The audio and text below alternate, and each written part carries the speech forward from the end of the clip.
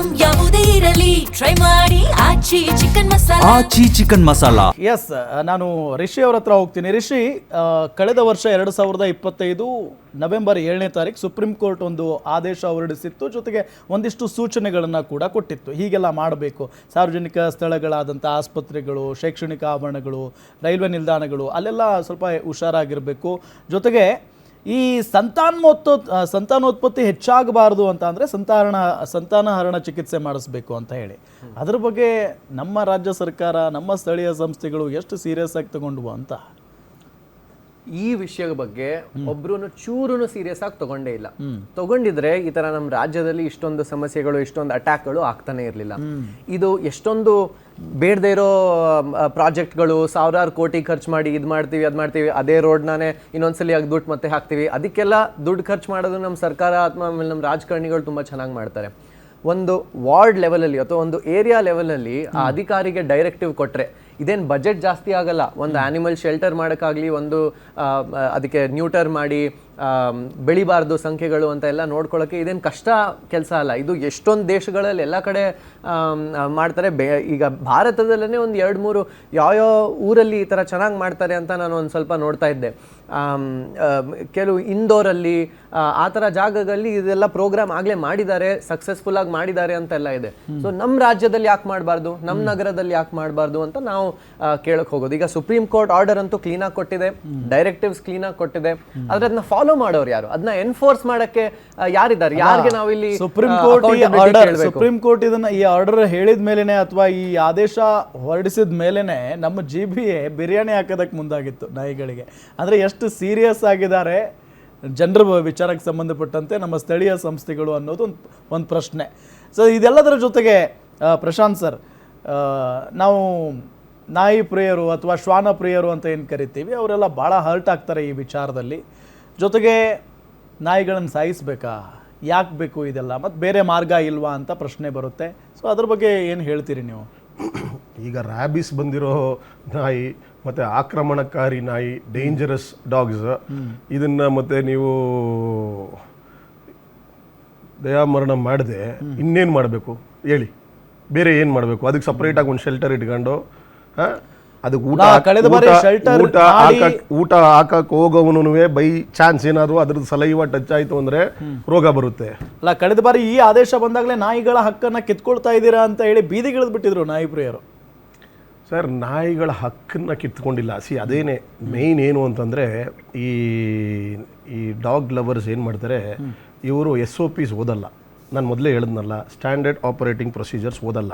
ಮತ್ತು ಈಗ supreme court ಏನು ಹೇಳಿದ್ದಾರೆ, ನೀವು ಅವ್ರನ್ನ ಕೇಳಿದ್ನ ತಿರುಚಿ ಹೇಳ್ತಾರೆ.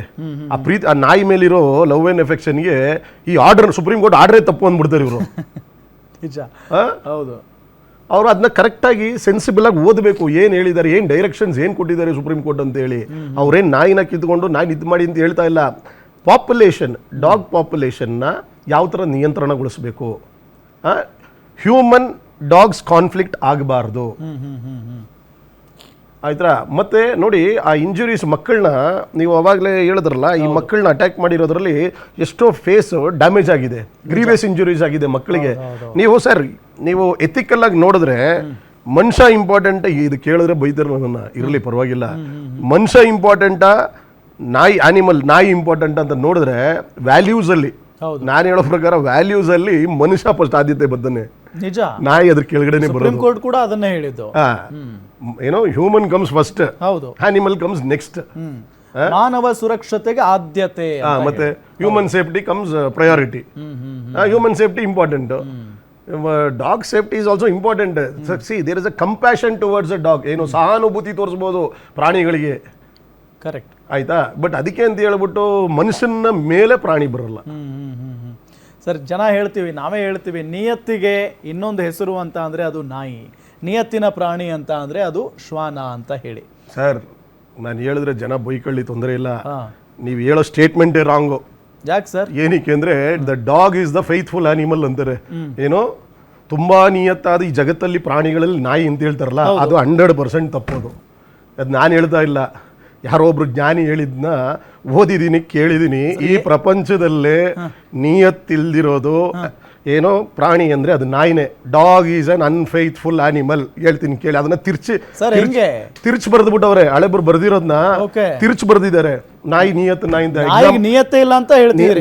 ನಿಯತ್ತಿಲ್ದಿರೋ ಪ್ರಾಣಿ ಅಂದ್ರೆ ಈ ಪ್ರಪಂಚದಲ್ಲಿ ನಾಯಿನೇ. ಓ ಏನಂತ ಹೇಳ್ತೀನಿ ನಾನು ಹೆಂಗೆ ಅಂತ. ನೀವು ಯಾವುದೇ ಒಂದು ನಾಯಿ ಊಟ ಮಾಡ್ಬೇಕಾದ್ರೆ ನೋಡಿ, ಅಬ್ಸರ್ವ್ ಮಾಡಿ. ಈಗ ಕಾಗೆ ನೋಡಿ, ಬೇರೆ ಕಾಗೆಗಳನ್ನ ಕರೀತವೆ, ಜೊತೆಯಲ್ಲಿ ಊಟ ಮಾಡ್ತವೆ. ಬೆಕ್ಕು ನೋಡಿ, ನೀವು ಬೇರೆ ಎಲ್ಲ ಪಕ್ಷಿಗಳು ನೋಡಿ, ಆಯ್ತಾ. ಹಸು ನೋಡಿ, ಎಮ್ಮೆ ನೋಡಿ, ಕುರಿ ನೋಡಿ, ಏನು ಎಲ್ಲಾನು ಒಟ್ಟಿಗೆ ಊಟ ಮಾಡ್ತವೆ. ನಾಯಿ ಮಾತ್ರ ಊಟ ಮಾಡ್ಬೇಕಾದ್ರೆ ನಾಯಿಗೆ ಊಟ ಹಾಕಿ ನೋಡಿ, ಅದ್ರ ಸ್ವಂತ ಮಕ್ಕಳು ಬಂದ್ರು ಗರ್ರ ಅನ್ನುತ್ತೆ, ಊಟ ಮಾಡಕ್ ಬಿಡಲ್ಲ. ಆಯ್ತಾ. ಸರಿ, ನಾಯಿಗೆ ನೀವು ಊಟ ಹಾಕ್ಬಿಟ್ಟು ಅದ್ರ ಬಾಯಿ ಹತ್ರಕ್ಕೆ ಕೈ ಇಡಿ, ಅದ್ ನಿಮ್ಗೆ ಕಚ್ಚಲ್ವ ಅಂತ ಕೇಳಿ. ಎಷ್ಟೋ ಇಶ್ಯೂಸ್ ಇದೆ. ಓನರ್ ಏನೇ ಊಟ ಮಾಡೋ ನಾಯಿ ಕೈ ಹಿಂಗಿಟ್ರೆ ಕಚ್ಚಿರೋದಿದೆ. ಆಯ್ತಾ. ಮತ್ತೆ ಇನ್ನೊಂದು, ಪಕ್ಕದ ಮನೆಯವರು 4 ದಿನ ಅವ್ರಿಗೆ ಪಕ್ಕದ ಮನೆಯವ್ರಿಗೆ ನೇಬರ್ಗೆ ಊಟ ಮಾಡ್ಸಕ್ ಕೊಡಿ.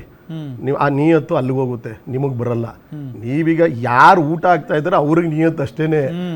ಈ ಪ್ರಪಂಚದಲ್ಲಿ ನಿಯತ್ತಿಲ್ಲ ಅಂದ್ರೆ ನಾಯಿ ಒಂದಕ್ಕೇನೆ. ಏನು ಈ ಎಕ್ಸಾಂಪಲ್ಸ್ನ ಇನ್ನೊಂದ್ಸತಿ ಯೋಚನೆ ಮಾಡಿ ನೋಡಿ. ಆಗ ಬರ್ದಿರೋರು ಯಾರೋ ತಿರ್ಚಿ ಬರ್ದ್ಬಿಟ್ಟವ್ರೆ ಏನಂತ ಹೇಳಿ. ಪ್ರಪಂಚದಲ್ಲೇ ನಿಯತ್ತಿಲ್ದಿರೋದು ನಾಯಿಗೇನೆ. ನಿಮ್ಮ ವಿರುದ್ಧ ಪ್ರತಿಭಟನೆಗಳಾಗ್ತವೆ ಸರ್. ಪ್ರತಿಭಟನೆ ಅಲ್ಲ, ಇರೋ ವಿಚಾರನೆ ಇದು ಎಲ್ಲ. ನಾನು ಹೇಳ್ತಾ ಇಲ್ಲ, ಇದನ್ನ ಓದಿರೋದು ಒಬ್ಬ ಜ್ಞಾನಿ ಹೇಳಿರೋದು ಇದು, ಈ ವಿಚಾರನ. ಆಯ್ತಾ. ಇದೆಲ್ಲ ನೀವು ಅಬ್ಸರ್ವ್ ಮಾಡಿ ನೋಡಿ. ನಾಯಿ ಲಕ್ಷಣಗಳಲ್ಲಿ ಏನು ಸ್ವಂತ ಮಕ್ಕಳಿಗೇನೆ, ಸ್ವಂತ ಹುಟ್ಟಿಸಿರೋ ಮಕ್ಕಳಿಗೆ ಊಟ ಏನು ಹಂಚ್ಕೊಂಡು ತಿಂದಿರೋ ನಾಯಿ ನಿಮ್ಗೆ ಹೆಂಗಪ್ಪ ನಿಯತ್ತಾಗಿರ್ತದೆ? ಇಲ್ಲ, ಈ ತರ ನೋಡ್ತಾ ಇರೋವಾಗ ನಾಯಿಗಳಿಗೆ ಇರೋ ಒಂದು ಶಕ್ತಿಗಳು ಕೂಡ ಬೇರೆ ಯಾರಿಗೂ ಮನುಷ್ಯರಿಗೂ ಇಲ್ಲದೆ ಇರೋ ಶಕ್ತಿಗಳು ಇದೆ. ಇನ್ನೊಂದು ಎಕ್ಸಾಂಪಲ್ ಹೇಳ್ತೀನಿ, ಇವ್ರು ಹೇಳೋದು ಕರೆಕ್ಟ್. ಈಗ ಸ್ವಂತ ನಮ್ಮ ತಂದೆ 2 ವರ್ಷದ ಮೊದಲು ತೀರೋದ್ರು. ನಾಯಿ ಬಂದು ನಮ್ಮ ಮನೇಲಿ, ಊರಲ್ಲಿರೋ ನಾಯಿ ಬಂದು, ನಮ್ಮ ತಾಯಿ ಮನೇಲಿರೋ ನಾಯಿ ಹುಣಸೂರಲ್ಲಿ ಬಂದು 1 ವರ್ಷದ ಮೊದಲು ತೀರೋಯ್ತು. ನಮ್ಮ ತಂದೆ 1 ವರ್ಷನೇ ನಾಯಿ ನಮ್ಮ ತಾಯಿ ಜೊತೆ ಇದ್ದಿದ್ದು. ನಮ್ಮಪ್ಪ 44 ಇಯರ್ಸ್ ಏನೋ ನಮ್ಮ ತಾಯಿ ಜೊತೆ ಸಂಸಾರ ಮಾಡಿದ್ದು. ತಂದೆ ಸತ್ತೋದಾಗ ನಮ್ಮ ತಾಯಿ ಅಳೋದನ್ನ ಅಬ್ಸರ್ವ್ ಮಾಡಿದೆ. ಈ ನಾಯಿ 1 ವರ್ಷ ಸಾಕಿರೋ ನಾಯಿ ಸತ್ತೋದಾಗ ನಮ್ಮ ತಂದೆ ಸತ್ತಾಗ ಅಳೋಕ್ಕಿಂತ ಜಾಸ್ತಿ ನಮ್ಮ ತಾಯಿ ನಾಯಿ ಸತ್ತಾಗ ಅಳ್ತಾ ಇದೆ. ಅಂದ್ರೆ ಇಟ್ ಕ್ಯಾಪ್ಚರ್ಸ್, ಆ ನಾಯಿ ಆ ಮನುಷ್ಯಂದು ಆ ಮೈಂಡ್ ಮತ್ತೆ ಆ ಒಲವನ್ನ ಹಿಂಗ್ ಕ್ಯಾಪ್ಚರ್ ಮಾಡುತ್ತೆ. ಅಂದ್ರೆ 44 ವರ್ಷದ ಗಂಡನೂ ಅದ್ರ ಮುಂದೆ 0. That is the power of the dog.